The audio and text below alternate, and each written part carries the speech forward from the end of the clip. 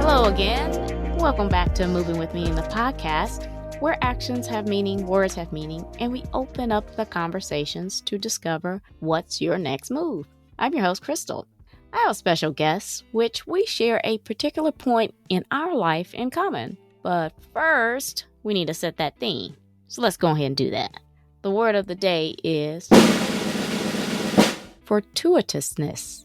Ever been in a situation or a mood that was so bleak you couldn't see a way out? And then something happened unexpectedly? So completely random, but just what you needed to, I don't know, improve your state of mind or keep you going for that moment, that day, and then it just continued to multiply until you looked up and realized you were happy.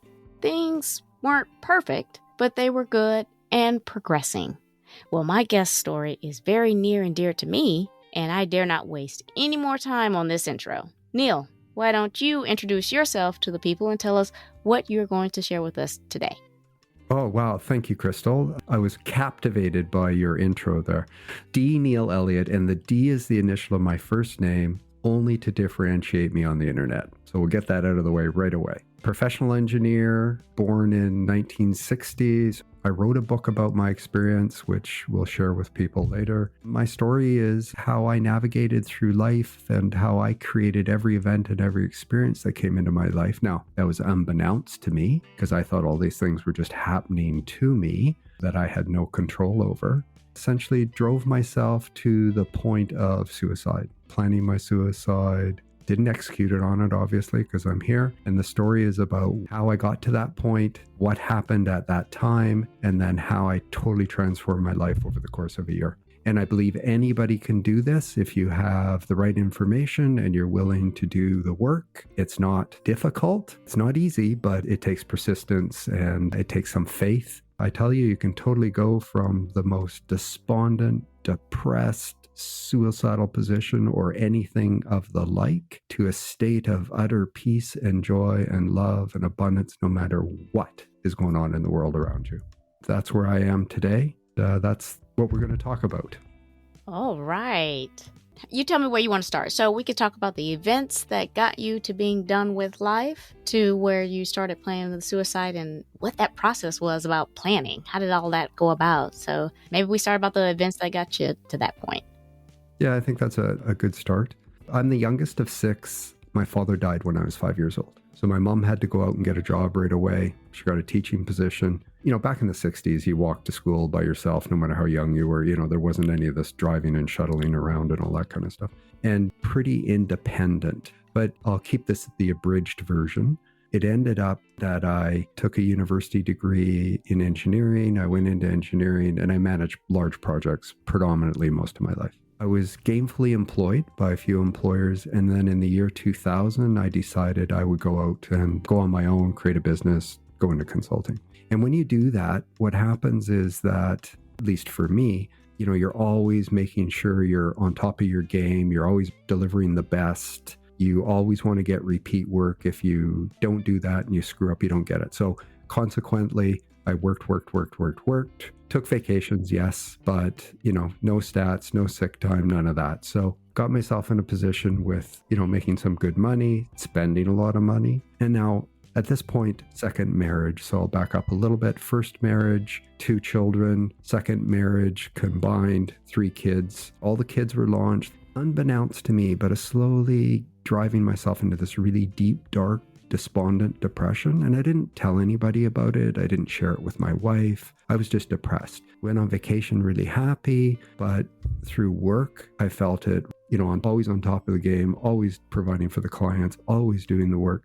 But deep down inside, behind that facade we wear, I was totally depressed.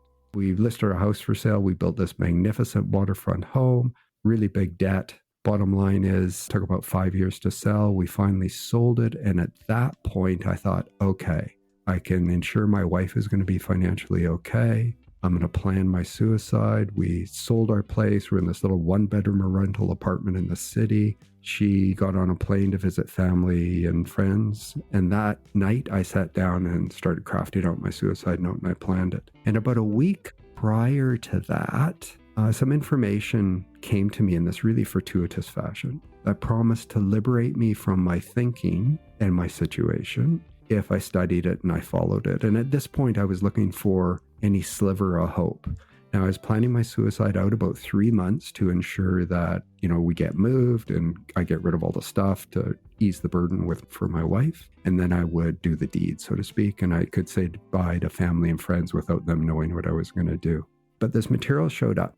I thought, I'll study this and I'll follow it. And if it works, fantastic. And if it doesn't, I can always pull the trigger. And so I embarked on this journey, gaining some new knowledge, following a process, which I outline in my book. Over the course of that year, I went from, utter despondency and depression. And I just want to end it because nothing seemed to be good. There was nothing coming into my life that I viewed as positive. Everything was negative. I felt the weight of the world on my shoulders, and I just wanted to be done with it. In December 18, I went into this meditation, and the spiritual energy flowed in through the crown of my head, and all of a sudden it just filled my body, and then it enveloped me in unconditional love. It's an unconditional love that we don't have the human words to describe, but I felt totally supported, non-judged, just so incredibly at peace and loved, no matter what I had done in the past, no matter what anybody had done to me. I didn't care about the aches and pains my body had. I didn't care about the illnesses I had.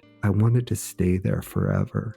Came out of that meditation. 2 days later, I had the exact same meditation. It's been this most amazing, wonderful journey ever since then. Just a place of total abundance and love. Like, I'm at a point now where the less I have, the happier I am, the more joyful and peaceful I am. We're all here with a purpose. In order to understand this, you need to embark on this inward journey. Even though it seems pretty dire out there with the wars and the fighting and the racism and the hate, this disparity between the wealthy and the poor, all of this is for a reason. If you really, truly want to understand this and truly not be concerned about any of the stuff that's going on around the world. Now, that doesn't mean you don't care about people or you don't have concern or compassion for the people that are struggling or in the war or, any of those other things or the aggression that's going on. Just view the world entirely differently. You will see things blossoming in your life that you can't even imagine. My book is really about, bridging this gap between science and spirituality. And I can tell you the blessings that come into your life will be totally unimaginable. Let me ask you this. You said that you received some material. Before we jump into the bridging the gap of spirituality and science, I want to definitely go into that. What happened that said, go to this meditation? It's a process where meditation is a part of it. So I don't disclose what the material is. I provide everybody access to the material for free. And the reason I don't disclose it is because, when I wrote the book, I felt that if people saw the way that material is branded and the way it is displayed, there would be immediate judgment of it and just, I'm not reading that. Like, if I had saw that material about 4 years earlier than the point I did, I would have rejected it totally. And that's actually very common. People are very judging on things that are riding that fine line. Yeah. Because we're not as open-minded as we think we are. And that's exactly right. So I wrote the book in such a way that I take people through a process of my history. So a bit of a short memoir that describes the kinds of things that I thought were right and wrong, good and bad, true and false. And we all do this. And then how those things created these events and experiences in my life that got me to that point of suicide. Then this material that I share with people, a near-death experience written by another author, that opened me up to understand what happens after we die, that we're not judged. No matter what we do here, we're not judged. I thought at the time, because I was in this state, I thought, okay, so this is my permission slip to commit suicide. That's where I was at. I'm not going to be judged. I can commit suicide. I'm not going to be judged. Mm-hmm. And then this other material showed up. And this other material takes you through a process, what you're going to learn in the first part, second part's a memoir, third part is a chapter on consciousness to really get everybody to understand what consciousness really is. Plus, I share some background reading I did that people may consider. The third part, I call it a blueprint document. I introduce people to the material, tell them how to get it. And the final part of my book is really my experience as I followed the 7 steps and what happened to me as I went through those 7 steps. The end of the book really is just, the choice is up to you. There's no right, there's no wrong, there's no good, there's no bad. It's entirely up to you. You can totally transform your life if you understand some basic principles, what consciousness really is. And then 2, you need something that your mind will grasp that is logical for you. And given that I'm an engineer, the thing that was logical for me were things that were based in what we know in science today, but bridges this gap between science and spirituality. With that bridge, it helped me understand, okay, I might not understand every little piece of this at the moment, but it's logical. And because it worked and because it's logical, I thought I need to share this with people. Okay. Well, let's dig a little bit about this gap between spirituality and science. What would be maybe 1 or 2 gaps you see between the two? Yeah, absolutely. So based in science today, both Newtonian science and quantum physics, we know that nothing is really solid in the universe. So you talk about an atom, but inside the atom is smaller particles that are made up of energy. So even though we think this body that we have, or this table or lamp or chair or whatever, is solid and it appears to us as solid, in reality, it's just energy. It's all energy.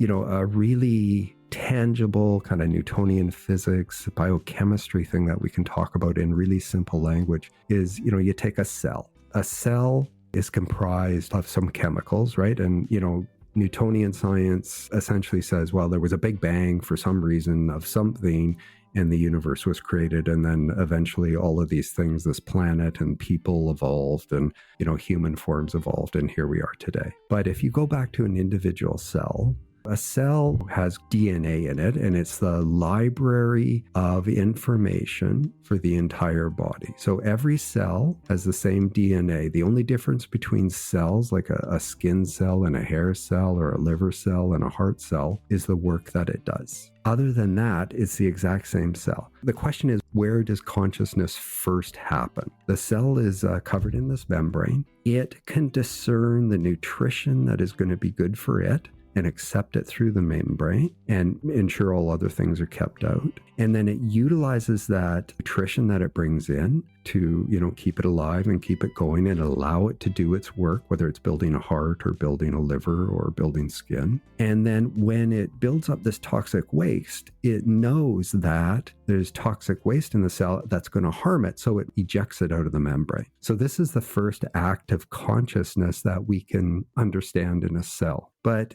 when you look at that, you go, okay, well, what's a cell? A cell is really made up of a bunch of chemical elements in the right combination to form this living creature, so to speak, single cell organism that, eventually blossomed. So here we have a body that's comprised of 50 to 90 trillion cells that replenishes itself, that builds new cells when cells die, that knows how to accept the right nutrition and get rid of toxic waste, and knows how to work harmoniously together in order to build and maintain this body. So when a heart cell is building a heart, it doesn't suddenly spring into making an ear. It knows its job is to build a heart. There's more harmony in our bodies than we display as humans in life in general.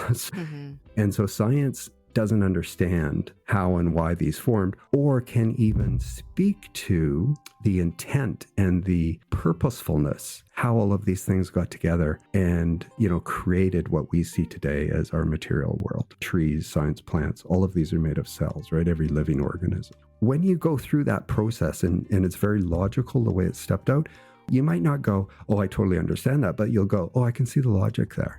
The next thing is that you think with electrical impulses in the brain and you feel with magnetic impulses in your nervous system. What that does is that draws and bonds particles of energy together to create a like event experience that will come into your life. So when you understand that your thinking draws events into your life, then if you can change your thinking, you can change your health. You can also change all the events and all the experiences that come into your life. So I read a book on epigenetics, which I share with everybody. And what that book does is that describes how your thinking affects your biology. And prior to that, I read a book. What we think is right and wrong, good and bad, true and false, is really just a belief. So as a young child, you're growing up, you're influenced by your parents, you're influenced by your siblings and everybody that you come in contact with. You adopt these beliefs as you grow up and you form opinions about things. You form what you think is right and what you think is bad based on your childhood experience and what you came in with. And as you go through school, you reinforce these beliefs. You learn new things. You make a choice about what you're going to believe to be right and wrong, good and bad, true and false. And so what you do is you construct this environment for yourself that is based on your beliefs. And when you understand that what you think is right and wrong, good and bad, true and false is really just a belief, then you have the opportunity to change your beliefs if they're not serving you and you continue to experience pain and misery and ill health and bad events and other things that come into your life that you don't like. It all comes back to what you think, comes back to your beliefs. And when you can understand the mechanics of how all this works, then you have the opportunity, if you choose, to change your beliefs, where you will cleanse your consciousness, your unconscious and your subconscious mind, and you will start to readjust and build new beliefs. So I'll give you an example. During the pandemic, down the street from us, there's an old historic building where you have to go up a large set of stairs to enter into the second floor. 2 women I know were going out for a walk. There was really no one else around because we're in the pandemic. As they're approaching the base of this building, there's a public building, historic building. An elderly woman came out of the second floor and she's really angry and she's gesticulating and, saying all kinds of not nice things. And she points down at them and says, "Stare if you will, stare all you want. I don't care." Like, she's really angry. One woman at the base of the stairs, she says, "Oh my God, this woman is dangerous. I'm phoning the police." She stepped back. She pulled out her cell phone. She dialed 911. The other woman, thought to herself, "I wonder if this woman's okay. I wonder if she needs help." So she reached out to her and said, "Are you okay? Do you need some help? Like, how can I help you?" And the woman at the top of the stairs calmed right down and she explained her story. It all ended up being okay. And, she wasn't some nutcase, as we would say, that's going to murder a bunch of people. And the only difference between those two experiences of the women at the bottom of the stairs is their belief system. When you change your beliefs, you change what you see. Yeah, and I'm hearing you. The spirit of James Baldwin is coming into me, the poet and Black activist. It is very difficult just to be persecuted and still maintain. It's kind of what you said as far as those 2 women, right? But when your life is always been perceived and looked at as the one who is wanting to call the police, it's very difficult to stay in this state of unconditional love. It's very difficult. And it takes quite a bit of practice. And it takes quite a bit of fortitude to see good. It's easy to blame the lady that was going through a particular episode than it is to blame the person who's calling the police. Everyone always takes the favor of the person calling the police. And this experience, of course, yes, meditation and things of that nature, but the impact of society on different cultures can really plague, like what you're saying, the thoughts. And yes, is the moment that you change your thoughts, the moment that you change your way of thinking, then good and positivity comes from that. For example, me, I'm unconditional love, right? And if someone views me in a negative way and chooses to call the police, I don't bear the burden of holding more unconditional love to cover the gap of that other individual who has less than. If I would say, well, that's the plague that we deal with in society today, is that we ask a lot of those who have the unconditional love. We ask a lot of those who are already at this point of spiritual connection, this point of awakening, this point of true happiness. We ask so much more of them than we do of the folks who need the work. That, to me, is a very difficult bridge. While there is a gap between spirituality and science, there's a gap between the two people that you were just discussing. That is a true issue, in my opinion. Yeah, no, it is. Let me come back to what you're saying.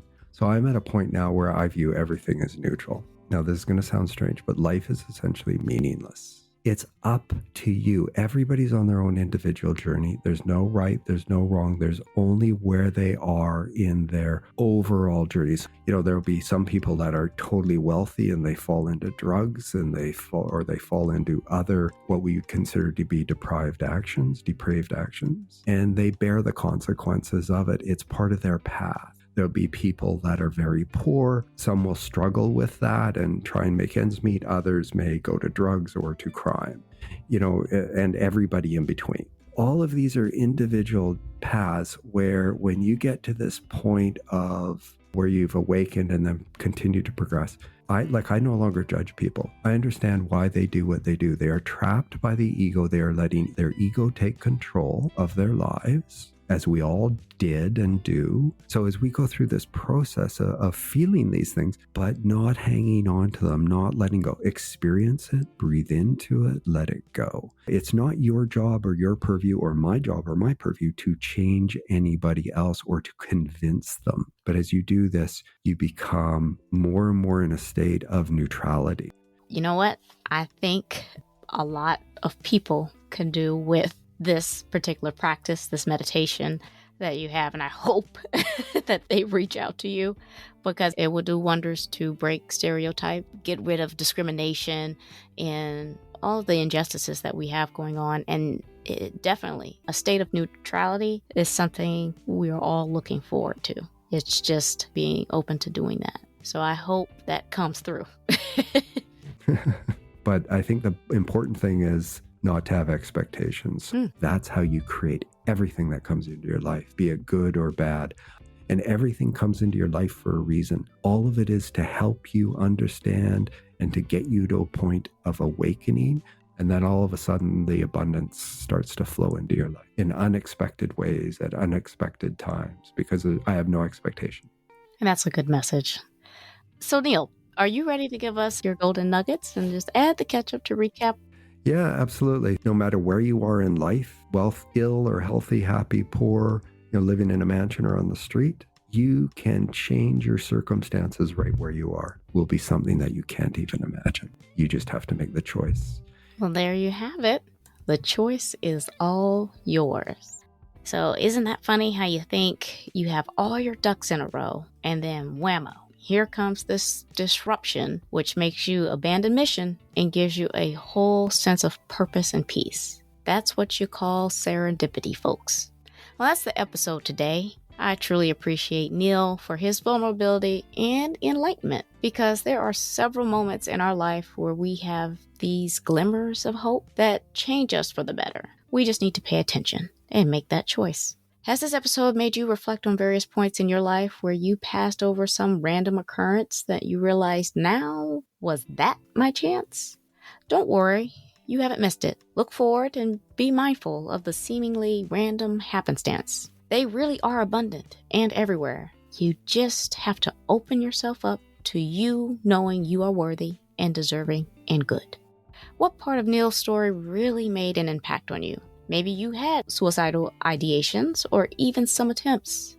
Perhaps it may not have been something so conclusive, but you received some revelation that opened you up to a deeper purpose. This could be a career change, deciding to take a leave of absence to live a little and travel, or perhaps start a relationship.